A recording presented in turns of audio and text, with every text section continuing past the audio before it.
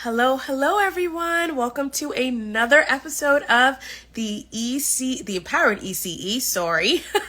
I'm excited to be here to have another conversation about another great topic that I love chatting about, and just for the simple fact of puppetry. It's something that we're seeing a lot in early education, from TV to our classroom. So I'm so excited to be joined by Ashley really soon.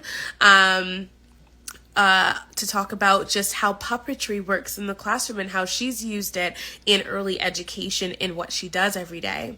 So, absolutely great. So, we will be opening. Oh, I see Ashley in here now.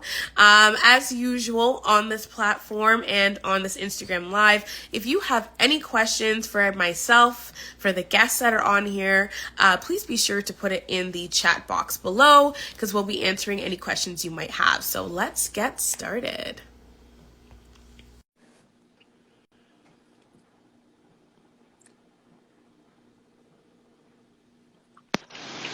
Hi. Hi.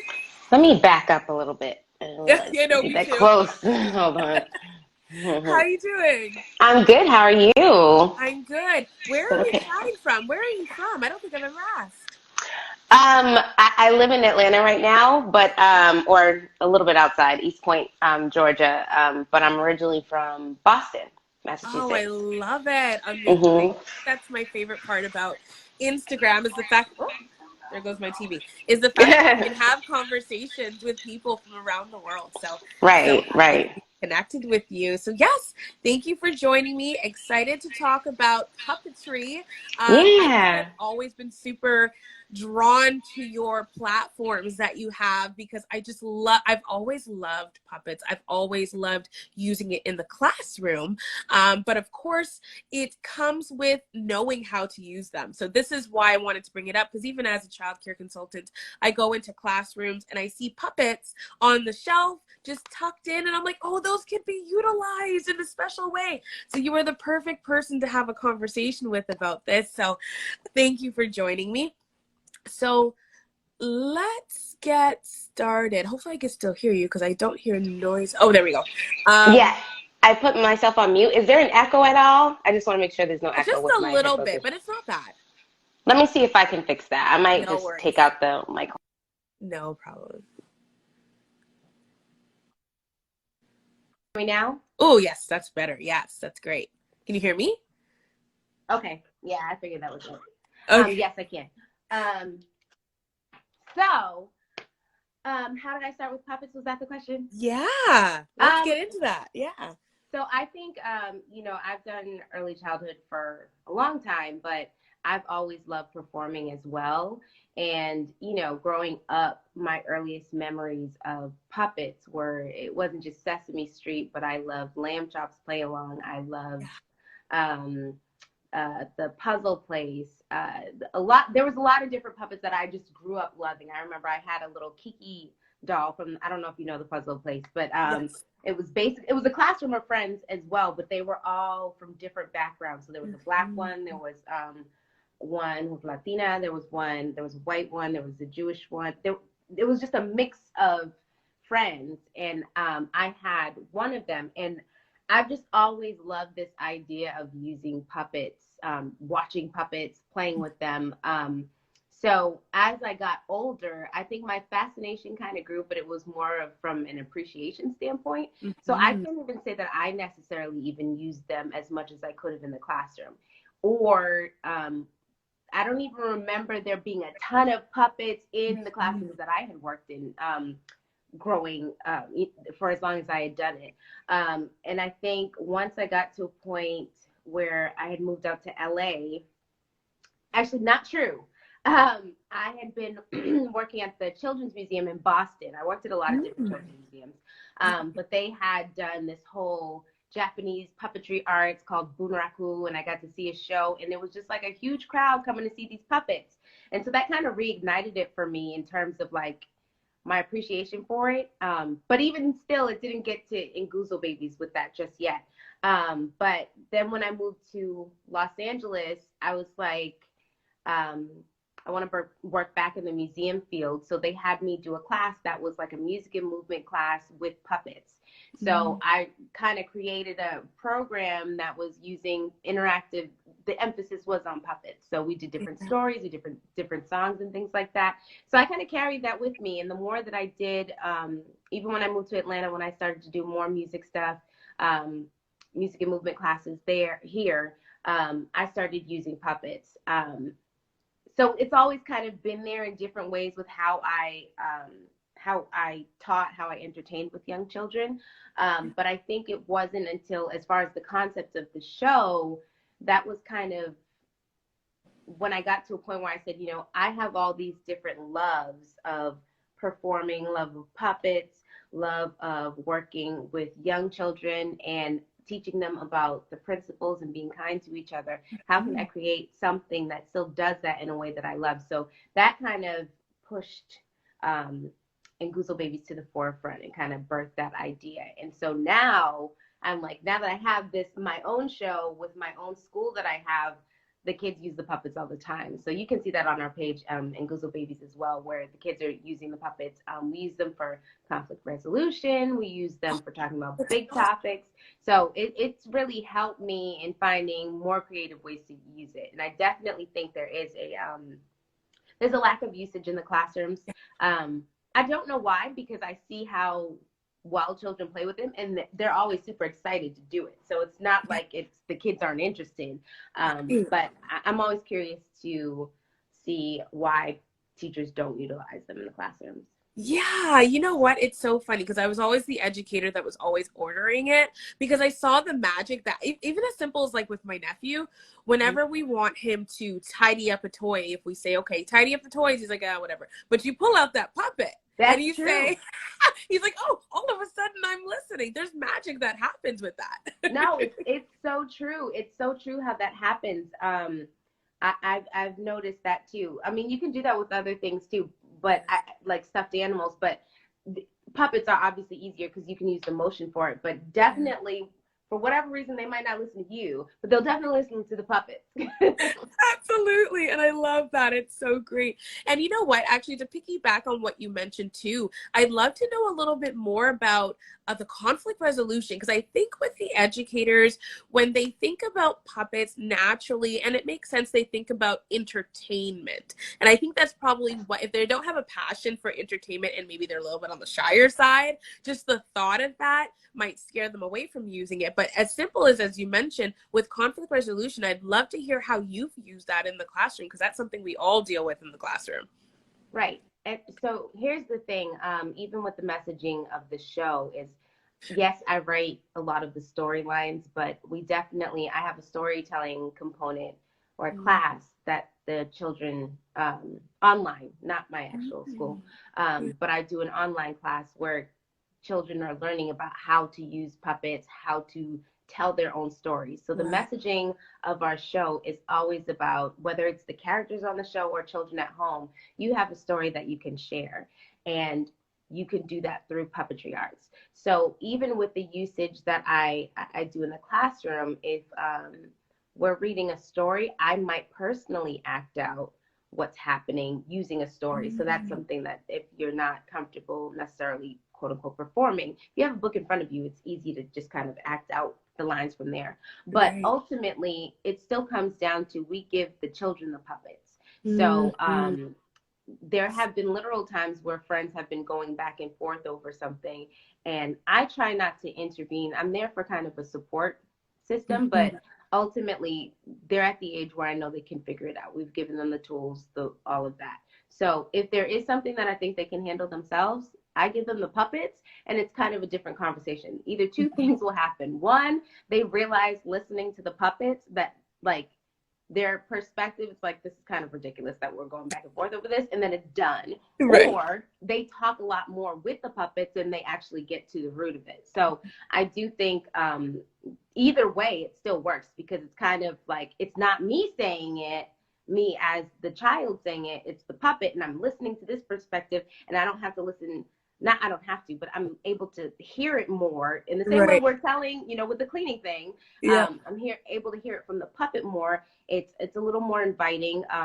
it kind of removes removes themselves from it a little bit more. And I think that actually helps them a lot. So I've used it that way in terms of conflict resolution, or sometimes it might be if the class overall has had like a theme of things that needs to be worked out, I will have like a small group circle and I'll kind of narrate it with the puppets and then allow the children to come in, and we'll do it that way. But it can go either way. I think the biggest thing with puppetry in terms of its effectiveness in the classroom is you have to allow them to do it. So they get to pick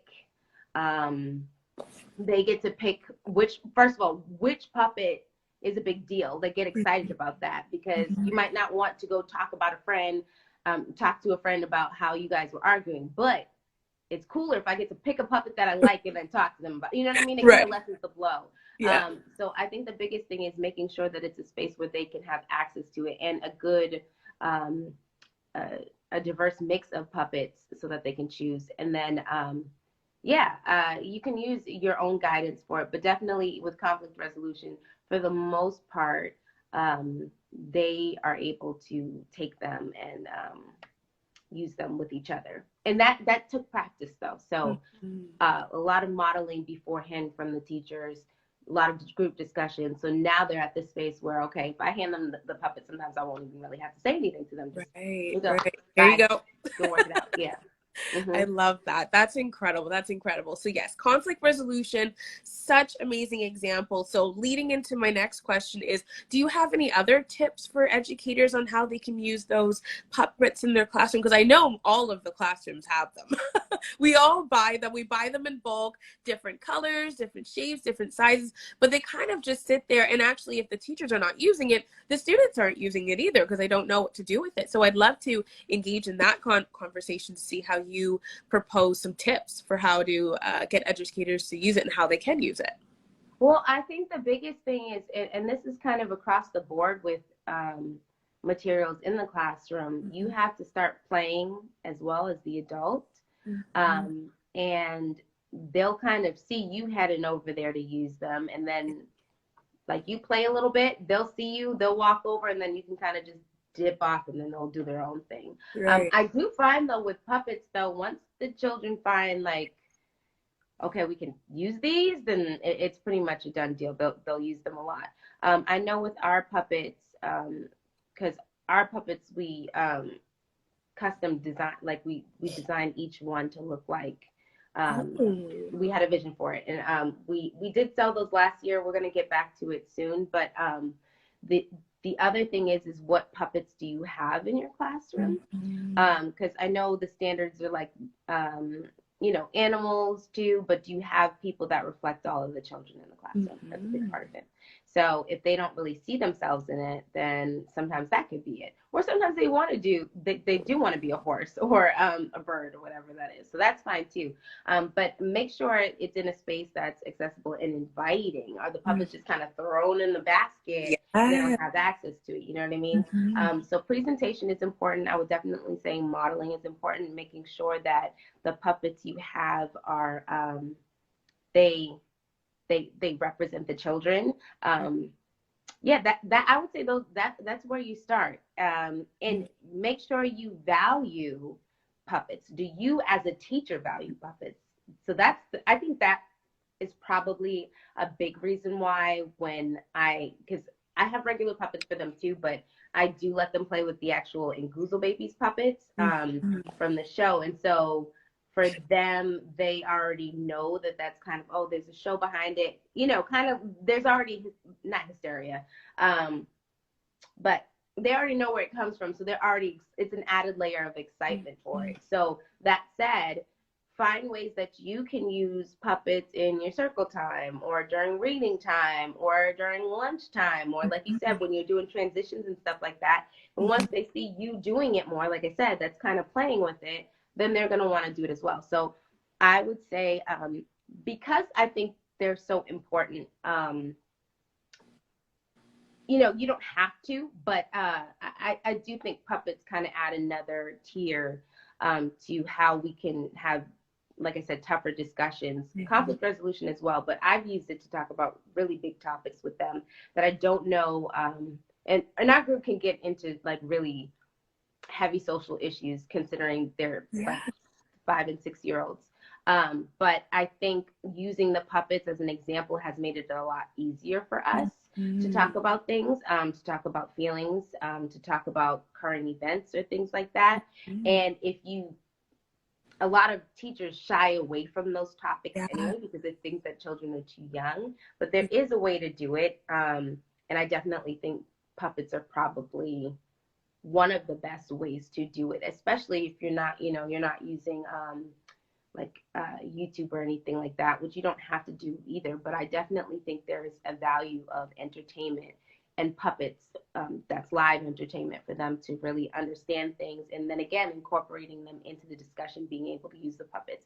It's super engaging. So Mhm. yeah, that's what I'm thinking, that people would need to do in order to start to get kids excited about it. I think ultimately it comes down to you have to learn how to use the puppets. You have to see the value in it. You have to take care of the puppets, that sort of thing. Mhm. Oh wow. That's yeah, the social justice and the social situations that are happening around us. I didn't really think of that either. That's a huge impact. And like you said, sometimes educators, we don't have the words per se ourselves to have that conversation, but once you pull out a puppet, it's also magical for us because all of a sudden we have the words to have them, understand what's happening and stuff like that. And same thing with books. I feel the same way about using children's book to explain certain things that might be heavy topics, but there's Mm-hmm. just something about a book and something about puppets that really Yeah. makes it come alive and in language that they understand. Mm-hmm. For sure. Absolutely, absolutely. Any tip? I know it might be the same, but any tips for parents? I might have a couple of parents listening. I would say it's the same. It's the same. I think storytelling should be, it's an important part of um, cultural traditions, pastimes, um, families coming together. I think storytelling is a big part of that. Mhm. Um, it doesn't have to be puppets, but I think again that's a great way to open up heavy conversations. I think even to bring it back to social events, I think there's a lot happening for parents and grown-ups where they're not necessarily knowing how to process major events that are happening right now, Mhm. and or maybe they are, but they're still feeling the feels of it, and their children are witnessing them feeling the Mhm. feels of everything that's happening and not really being able to make sense of it all.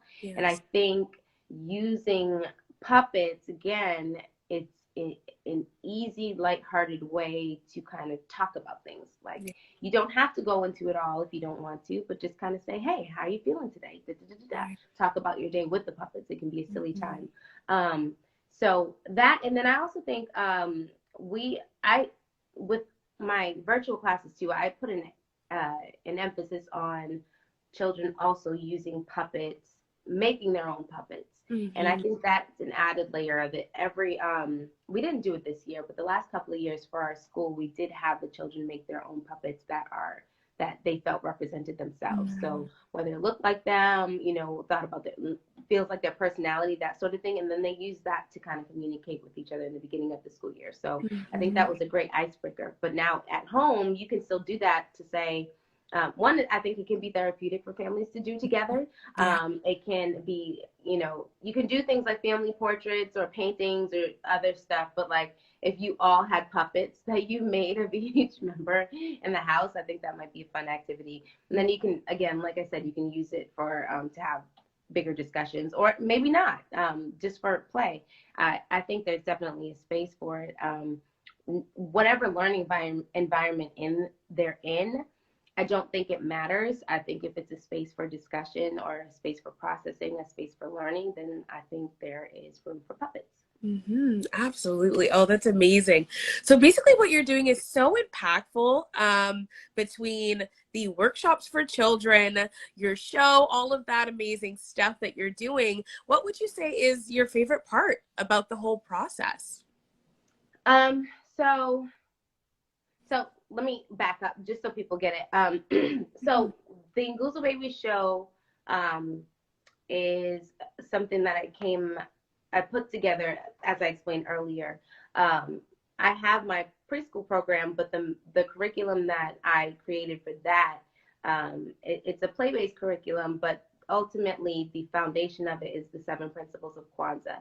So with the principles of Kwanzaa, you're talking about unity, doing your best, working together, helping your neighborhood grow, all of these things that focus on being an active participant in your community, being a good friend, working on yourself. And for me, I wanted that message to be able to reach more people. So when I created Nguzo Babies, the 7 characters that we have are based off of those principles. So each character represents each principle. Mm-hmm. So when you meet these characters in the show, you're going basically on an adventure with them into Magic Land. And Magic Land is basically anything that the children create in their minds, in the real world, it will show up in Magic Land. And that's the messaging for me that I want for the children to understand. Whatever you think in your mind, you will create in your reality as well. And that message for me is something that I learned. I understood it when I was younger, but I think now as an adult, with everything that's happening, and, you know, I really understood that even more now. Like, you literally can create your own reality. And I think that's something that adults don't learn until later, or they don't really grasp it until later, right? So if we're able to tell children that, you know, you have power, even though you're small, your thoughts are big. Your thoughts are important. Your story is important. You can share the story through puppets. And for me, doing the show was really important because I wanted children to understand, children all over, that they have access to this power. So Magic Land is going to look like whatever you want in your mind. And I couldn't do that when I was just doing the preschool. And I wanted that message to be shared with everybody. So that's probably my favorite part, is I'm able to reach more students. And even during my online classes, it's always fun, you know, even though I don't see them every day, they're super excited to hear about the next episode. They're super excited to be able to tell their stories, because it's a storytelling class. So they're able to write their own stories, create their own characters. We talk about storytelling competition, all of that. So that's probably it for me, is I'm able to reach more children with a bigger message that you can carry with you wherever you go, and it applies everywhere, no matter how old you get. The fact of the matter is you're still creating your own reality. So that's beautiful. That is so beautiful. I'm totally gonna put that on a quote and plot that in my page, because that is some beautiful stuff. And you know, this is a time for children to feel empowered more than ever, right? With what's happening all over the place, and just them knowing that their voice, their thoughts are powerful and it matters. It's such a time for that. So your platform is amazing to do this. So the last question I have is, so I'm going to know there's lots of educators, lots of parents that are looking to connect with new resources and new people like yourself. So I'd love to know more about how individuals can connect with you, maybe some teachers that are interested to work with you or watch your content. Okay, so for the school, we are in East Point. So we do have summer camp stuff coming up. So if you are in the Atlanta area, make sure to check us out at www.playpanafrikan.org. So that's playpanafrikan.org. You can also find us on Instagram with Play Pan African. We also do have the curriculum that you can purchase for download too, and some other stuff. Like we have a few toys up there too. So it's not just the school. We have other things that we offer as well. For Nguzo Babies, you can find us at NGUZOBABIES. So that's nguzobabies.com. And then our handle is NGUZO_babies, BABIES. And on there, you'll be able to see previous episodes we've done. You can listen in on the podcast. We have other things for sale. There's merch. You'll get to know the characters. There's a lot of good things on that website. We are getting ready to shoot our next music video the end of June. And then we're actually going to do an animated component of Nguzo Babies. So this is, Nice. yeah, so it'll still be the puppets, but we're, you know, we've been kind of doing it ourselves so far, but now we're ready to like, okay, let's take this on and take it to the next level. So with this episode that we're going to be premiering later on this year, it will be me in the classroom, me as a classroom teacher, the puppets, and then there'll be an animated portion of it too. So I'm really excited about it. But that won't be coming probably until like October, I'm thinking. So yeah. Amazing, amazing stuff. So thank you, Ashley, for spending some time with me. Of This course, has thank you for having been, me. yeah, this has been an amazing topic, and it really just opened my mind. I'm going to be sure that I send this link to all of my childcare centers here in Toronto, that I know that those poor puppets are sitting there and they don't know what to do with them and It's how to put everywhere. them to bring there. Yeah, right. And there's so many ways. You definitely enlightened me on, you know, the many ways to use them in the classroom. So thank you so much for joining me. Thank you for having me. Have a good day. You too. Take care. Bye, Bye. everyone.